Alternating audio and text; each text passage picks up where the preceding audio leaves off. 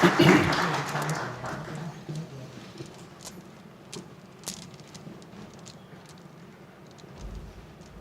اللہ الرحمن الرحیم ایاک نعبد و ایاک نستعین۔ آج میں universal service fund, you phone اور جیز جو انہوں نے آج ایم او یو سائن کیا ہے، میں اس کو ایک بڑا اپنے ملک کے لیے خوش آئند چیز سمجھتا ہوں۔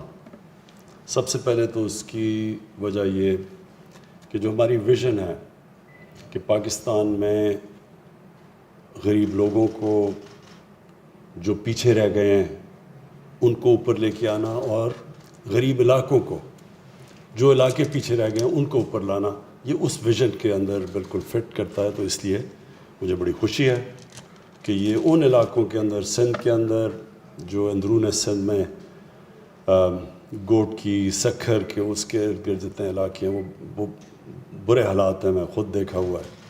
اور بلوچستان کے اندر بہت غربت ہے، بڑا پھیلا ہوا علاقہ ہے، اور اس کے اندر کئی ایریاز کے اندر ہم نے نگلیکٹ کیا، یعنی جدھر سے سوئی گیس بھی نکلی اس علاقے کو بھی، حالانکہ سارے پاکستان میں سوئی گیس سپلائی ہوئی، لیکن وہ اس کے ارد گرد جو علاقہ تھا وہ بالکل سٹون ایجز کے اندر ہے، پیچھے رہ گیا بالکل۔ تو یہ ایک جو لاپ سائڈڈ ڈیولپمنٹ ہمارے ملک میں ہوتی ہے، اس کے بہت برے اثرات ہوتے ہیں معاشرے پہ۔ دنیا میں بھی جب یہ جو دنیا کی ڈیولپمنٹ ہے، اس کے اندر بھی آپ دیکھتے ہیں کہ جب غریب ملک غریب تر ہوتے جاتے ہیں اور پیسہ سارا ایکیومولیٹ پیسے والے ملکوں میں ہو جاتا ہے، اور وہ سارے جو یہ جو منی لانڈرنگ کے بھی قانون بنتے ہیں، تو وہ صرف ان طاقتور ملکوں کو پروٹیکٹ کرتے ہیں، کمزور ملکوں کو کوئی پروٹیکٹ نہیں کرتا۔ تو اس کا نتیجہ پھر ہوتا ہے یہ جو اکنامک مائیگرنٹس ہیں، بیچارے کشتیوں میں جا رہے ہوتے ہیں، کوئی ڈوب رہے ہوتے ہیں، بچے لے کے جا رہے ہوتے ہیں، اور پھر وہ فینس لگا رہے ہوتے ہیں اور دیواریں بنا رہے ہوتے ہیں ان لوگوں کو باہر رکھنے کی۔ یہ ایک جب دنیا کے اندر جب ڈیولپمنٹ ان ایکول ہوتی ہے، انصاف کے اوپر نہیں ہوتی، اس کے اندر پھر ایک دنیا کو بھی، معاشرے کو بھی اس کے اثرات کا سامنا کرنا پڑتا ہے۔ ہمارے ملک میں بدقسمتی سے یہی سسٹم رہا ہے، تعلیم کا نظام بھی ایسا کہ چھوٹے سے طبقے کے لیے انگلش میڈیم اور اچھی تعلیم، باقی ہم نے نگلیکٹ کر دیا کہ باقی دینی مدرسوں میں کیا تعلیم دی جا رہی ہے کہ وہ بچے 21ویں صدی میں جا سکتے ہیں، یا اردو میڈیم جو ایک وقت پہ گورنمنٹ کے Urdu medium best intellectuals Pakistan کے وہاں سے آتے تھے، اور آہستہ آہستہ انگلش میڈیم اسکول کی دکانیں کھل گئیں پیسے بنانے کے لیے، اور جو گورنمنٹ اسکول تھے وہ اور پیچھے چلے گئے۔ تو یہ ہمارے ملک میں اگر ایک وجہ میں بتاؤں کہ ہم اپنے پوٹینشیل پہ نہیں پہنچے، کہ 60s کے اندر پاکستان، میں لوگوں کو یاد کرواتا ہوں کہ سارے خطے میں سب سے تیزی سے ڈیولپ ہو رہا تھا، دنیا مثال دیتی تھی پاکستان کی، اور بڑے بڑے یہ جو آج ملک ہیں ساؤتھ کوریا اور ملیشیا جیسے جو ہمارے سے بہت آگے نکل گئے، یہ پاکستان کو دیکھتے تھے، پاکستان رول ماڈل تھا ان کا ڈیولپمنٹ کا۔ تو ہم پیچھے اس لیے رہ گئے کہ ہمارے جو پلاننگ کی گئی وہ صرف ایک ایلیٹسٹ کلچر، ایلیٹ کیپچر، سارا کچھ ایک چھوٹے سے طبقے کے لیے کانسنٹریٹ ہو گیا۔ جو گورنمنٹ ہاسپٹلس تھے، سارے بہترین علاج گورنمنٹ ہاسپٹلس میں ہوتا تھا، ہم سب، میں میری فیملی گورنمنٹ ہاسپٹلس میں پیدا ہوئی تھی۔ تو آہستہ آہستہ گورنمنٹ ہاسپٹلس غریبوں کے لیے رہ گئے، اور پرائیویٹ ہاسپٹلس پیسے والے لوگوں کے لیے، جو کہ ایجوکیشن سسٹم میں بھی یہی ہوا۔ تو یہ جو آج ہم نے یہ ایم او یو وٹنس کیا ہے، یہ بڑی پازیٹیو چیز ہے کہ ہم نے یہ سوچا کہ وہ جو سب سے پیچھے علاقے ہیں ان کو ہم کنیکٹ کریں۔ کنیکٹیوٹی ہم سب جانتے ہیں کہ ایک بہت زبردست طریقہ ہے لوگوں کی سٹینڈرڈ آف لیونگ اوپر لانے کے لیے۔ دنیا میں جب بھی کنیکٹیوٹی جاتی ہے تو خود ہی وہ علاقے اوپر آنا شروع ہو جاتے ہیں، اور یہ ہم نے اپنی آنکھوں کے سامنے دیکھا۔ گلگت بلتستان جب تک کاراکورم ہائی وے نہیں بنا تھا تو بالکل وہ ایک ایسی دنیا میں رہتے تھے لوگ کہ اس کا کوئی کنیکشن ہی نہیں تھا باقی دنیا سے۔ میں خود گیا ہوا ہوں یہ ہنزا اور نگر اور ان علاقوں کے اندر، تو وہاں لوگ تو جب کوئی آتا تھا تو لوگ سارا گاؤں نکلاتا تھا باہر، پھل دیتا تھا آپ کو، کہ انہوں نے کبھی باہر سے لوگ ہی نہیں دیکھے تھے۔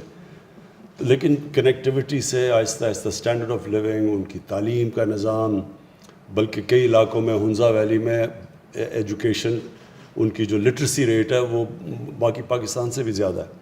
تو اس کے بڑے فائدے ہیں. اور یہ جو موبائل فون ہے اس کا جو سب سے بڑا فائدہ یہ ہے کہ موبائل فون ایک ان علاقوں کے اندر جدھر لوگوں کے پاس تعلیم نہیں پہنچی، وہ موبائل فون کی وجہ سے تعلیم چاہتے ہیں. آپ جو ایڈلٹ لٹریسی کے اوپر ہم اتنا زور لگاتے تھے کہ ہمارے ملک میں اتنے لوگ الٹریٹ ہیں، میرے گھر کے اندر جتنے بھی ملازم کام کرنے والے تھے سارے اب موبائل فون آپریٹ کرتے ہیں اور خود ہی سیکھ گئے کہ موبائل فون میں کیسے.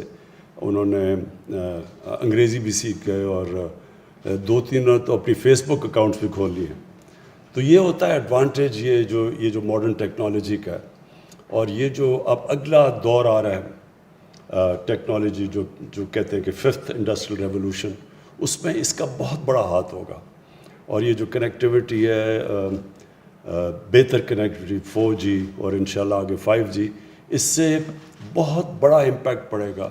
اور یہ جو کووڈ کے دوران ہم نے جو ورچوئل ایجوکیشن سسٹم شروع کیا ٹی وی کے اوپر لوگوں، یہ کیچ آن کر گیا. اور یہ ہمیں بھی اس سے اب آئیڈیاز ملا ہے کہ ان علاقوں پہ جدھر ہم اچھے سکولز یا ٹیچرز نہیں بھیج سکتے، ریموٹ علاقوں میں، ادھر ہم استعمال کر سکتے ہیں یہ ورچوئل ایجوکیشن سسٹم. اب تو ہماری ساری کانفرنسز بھی ورچوئل ہوتی ہیں.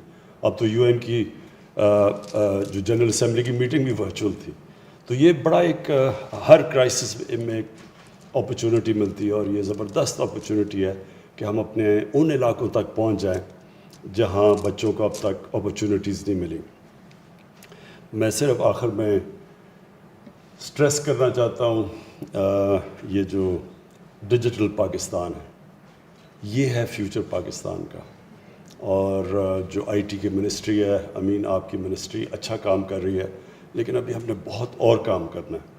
یہ جو آپ کا آئیڈیا IT پارکس کا، یہ بڑا امپورٹنٹ ہے کیونکہ اس کی ڈائریکٹلی ریلیٹڈ ہے. اگر آپ کی IT پارکس ڈیولپ ہوتی ہیں تو وہ ڈائریکٹلی آپ کی IT ایکسپورٹس کے اوپر امپیکٹ پڑتا ہے. اور ملک ہمارے سے اس میں آگے ہیں، لیکن ہمارے پاس بہت بڑی ایک ایڈوانٹیج ہے. پاکستان 2nd ینگسٹ پاپولیشن ہے دنیا میں، ایک نوجوان آبادی ہے ہمارے پاس، یوتھ ہے، وائبرنٹ نوجوانوں کا پاپولیشن ہے.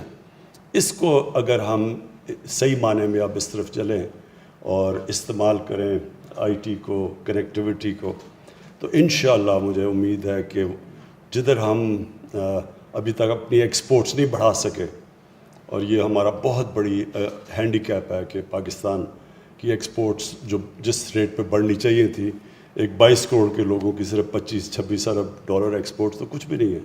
تو یہ صرف IT سیکٹر ہی ایسا ہے کہ اگر ہم ادھر کانسنٹریٹ کر لیں تو ادھر ہماری ایکسپورٹس کے اوپر بہت بڑا اضافہ ہو سکتا ہے. بہت بہت شکریہ.